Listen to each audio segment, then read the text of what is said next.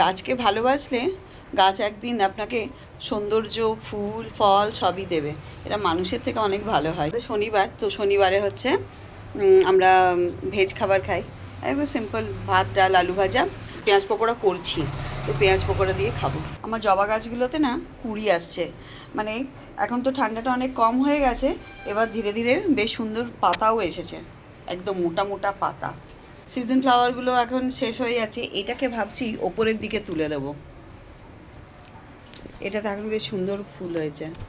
বাচ্চাটাকে কেমন আগলে রেখে বসে আছে দেখুন, মাটা উঠে গেছে আর বাচ্চাগুলোকে দেখুন, এই দেখুন পাহারা দিচ্ছে মাটা বসে বসে, আর এইখানে হচ্ছে বাচ্চার।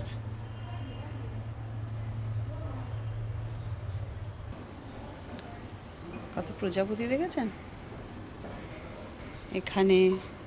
এই প্রজাপতিগুলো যদি আপনাদের লাগে তাহলে আমাকে জানাবেন, আমি লিংক শেয়ার করে দেবো আপনাদের সাথে। প্রজাপতি বলছিলাম কুঁড়ি আসছে, এই দেখুন কেমন সুন্দর কুঁড়ি দিয়েছে, কত কুঁড়ি দিয়েছে দেখুন, এই দেখুন এগুলোতেও ফুল এসছে। আর এখানে আছে এই যে ছোট্ট হয়েছে, এখন অনেকটাই ছোট আছে। ঘর সাজাতে কান্না ভালো লাগে। ওই দুটো রজনীগন্ধা স্টিক এনেছিলাম বাড়িতে রাখবো বলে।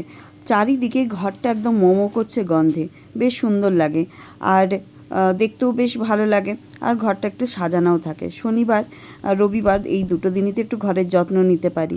চলুন মাথায় তেলটা এবার একটু লাগিয়ে নিই। আপনারাও কি এইভাবে নারকেল তেল গরম করেন? আমি তো এইভাবেই করি। ভাতটা বসিয়ে অনেকখানি সময় ছিল, তাই আমার হাজব্যান্ডকে বললাম আমার মাথায় একটু তেল দিয়ে দাও। গরম করে আর হচ্ছে যে এরকম একটু মাসাজ পেলে কান্না ভালো লাগে, দারুণ।